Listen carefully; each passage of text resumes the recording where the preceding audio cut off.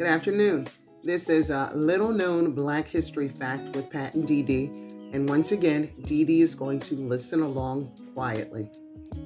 On this day, November 25th, 1829, a Black man escaped the University of North Carolina grounds and sought his freedom. For decades, the University of North Carolina had a program whereby the university leased hundreds of enslaved Black people to students for a fee.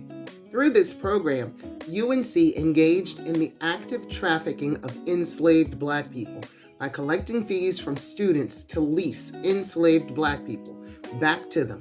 Students paid a yearly fee in their tuition directly to the university for the labor of enslaved Black people. The university maintained contract agreements with plantations and local enslavers in Orange and Chatham County, as well as the university's employees, trustees, and presidents who leased Black people they enslaved to the university. Consequently, through this trafficking program, UNC not only increased its revenue, but also enriched local enslavers. Until 1845, students from families who enslaved Black people were permitted to bring their enslaved people with them to campus. After 1845, the university prohibited students from bringing enslaved people to campus, but still authorized students to pay the university to lease enslaved Black people on campus. Basically, you paid for a slave to be of service to you while you were a student in college at UNC. On November 25th, 1829, as a part of this trafficking scheme, a graduate of UNC issued rewards for the capture of a Black man named James, who had been trafficked to work at the university for the prior 4 years. James had sought his freedom from enslavement and ran away from campus.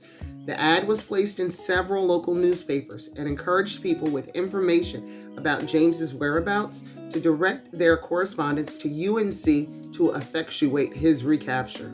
In addition to this leasing program, which trafficked enslaved Black people onto the grounds of the university, UNC participated in and profited from the sale of Black people. Its founding charter in 1789, the university was given the right to sell enslaved Black people who had been enslaved by local white people who died without heirs.